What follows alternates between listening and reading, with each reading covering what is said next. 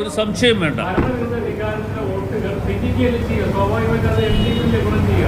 അല്ല, ഭരണവിരുദ്ധ വികാരത്തിൻ്റെ വോട്ടുകൾ ഭിന്നിപ്പിക്കുന്നു എന്ന് പറയുമ്പോൾ ശ്രീ അൻവർ ഇവിടെ മത്സരിക്കുന്നു എങ്കിൽ അൻവർ ഇതുവരെയും പറഞ്ഞിട്ടുള്ള കാര്യങ്ങൾ ഭരണത്തിനെതിരെയുള്ള കാര്യങ്ങളാണ് പറഞ്ഞിട്ടുള്ളത്.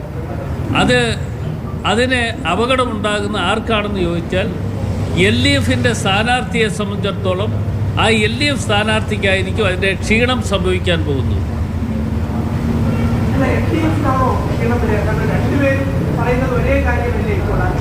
അല്ല, ഞങ്ങൾ പറയാനുള്ള ഞങ്ങൾ അൻവറിനെ കണ്ടുകൊണ്ടല്ലല്ലോ. ഞങ്ങളുടെ അഭിപ്രായങ്ങൾ UDF അഭിപ്രായങ്ങൾ പറയുന്നത് അൻവറിനെ കണ്ടുകൊണ്ടല്ല. ഞങ്ങളുടെ അഭിപ്രായങ്ങൾ പറയുന്ന ഈ സർക്കാരിനെതിരെയുള്ള ഒരു ജനവികാരം ആയി ഞങ്ങൾ ഇതിനെ കാണുകയാണ്. ആ ജനവികാരമായി കണ്ടുകൊണ്ട് ഞങ്ങൾ തെരഞ്ഞെടുപ്പ് പ്രചരണ രംഗത്ത് പ്രവർത്തിക്കുകയാണ്. അപ്പോൾ ആ പ്രവർത്തന രംഗത്ത് ഒരു കാര്യം ഞാൻ സൂചിപ്പിക്കാം. ശ്രീ ആര്യാടൻ ഷൗക്കത്ത് നല്ല ഭൂരിപക്ഷത്തോടുകൂടി ഈ നിയോജകമണ്ഡലത്തിൽ നിന്നും മത്സരിച്ച് വിജയിക്കും. ആ കാര്യത്തിൽ ഒരു സംശയവും നിങ്ങൾക്ക് ആർക്കും വേണ്ട.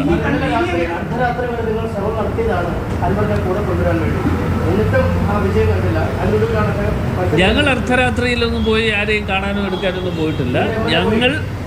ഇപ്പോൾ വ്യക്തിപരമായിട്ടുള്ള സൗഹൃദവും ബന്ധങ്ങളും ഒക്കെ പലർക്കും ഉണ്ടാവും. ഇപ്പം ഞാൻ തന്നെ ഇന്ന് എവിടെയൊക്കെ പോയി എന്ന് നിങ്ങളടുത്ത് പറയാൻ പറ്റുമോ? നിങ്ങളടുത്ത് പറയാൻ പറ്റില്ല. ഞാൻ തന്നെ പല ആളുകളെയും കാണാൻ പോയി. ഞാൻ കാണാൻ പോയത് സൗഹൃദ ബന്ധം പുലർത്തുവാനും അതേപോലെ തന്നെ UDFന് അനുകൂലമായിട്ടുള്ള ഒരു ചിത്രം ഉണ്ടാക്കണം എന്നാവശ്യപ്പെടാനും പോയിരിക്കുന്നത്. ഞാൻ നിങ്ങളടുത്ത് പറയാൻ പറ്റുമോ ഞാൻ ഇന്ന ആളെ കണ്ടു, ഞാൻ അവരെ കണ്ട് കാര്യങ്ങൾ പറഞ്ഞു എന്ന് പറയാൻ പറ്റുമോ? അത് വ്യക്തിപരമായിട്ടുള്ള ബന്ധങ്ങൾ ഓരോരുത്തർക്കും ഉണ്ടാകും. ആ വ്യക്തിപരമായിട്ടുള്ള ബന്ധങ്ങളുടെ അടിസ്ഥാനത്തിൽ പല ആളുകളും എവിടെയെങ്കിലും പോയി കാണും.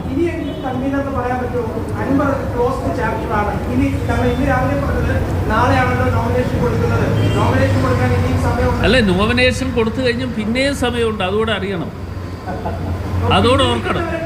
അതെ, പിന്നെ ഈ നോമിനേഷൻ കൊടുത്തു കഴിഞ്ഞാൽ ആ നോമിനേഷൻ പിൻവലിക്കുന്നതിനുള്ള സമയം കൂടിയുണ്ട്.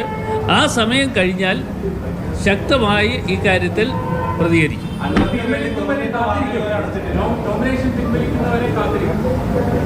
നോമിനേഷൻ പിൻവലിക്കുന്നവരെ കാത്തിരിക്കുമെന്ന് നിങ്ങൾ ഈ ചാനലിലൂടെ ഒന്നും വർത്തമാനം പറയണ്ട. ഞങ്ങളുടെ അഭിപ്രായങ്ങൾ പറയുകയാണ്. ഞങ്ങളുടെ സ്ഥാനാർത്ഥി എന്നുള്ള നിലയിൽ ശ്രീ ആര്യാടൻ ഷൗക്കത്ത് വലിയ ഭൂരിപക്ഷത്തോടുകൂടി വിജയിക്കും. നിങ്ങൾക്ക് ആർക്കും ഒരു സംശയം വേണ്ട. നിങ്ങൾ അതിനുവേണ്ടിയുള്ള കാര്യങ്ങളൊക്കെ ചെയ്യുക. ഞങ്ങൾ വാതിൽ അടച്ചോന്നും വാതിൽ തുറന്നു ഒന്നും ഞങ്ങൾ പറയുന്നില്ല. എന്തായാലും ഞാൻ പറഞ്ഞല്ലോ, ഇപ്പം നോമിനേഷൻ കൊടുക്കാനുള്ള ലാസ്റ്റ് ഡേറ്റ് 2-ാം തീയതിയാണ്.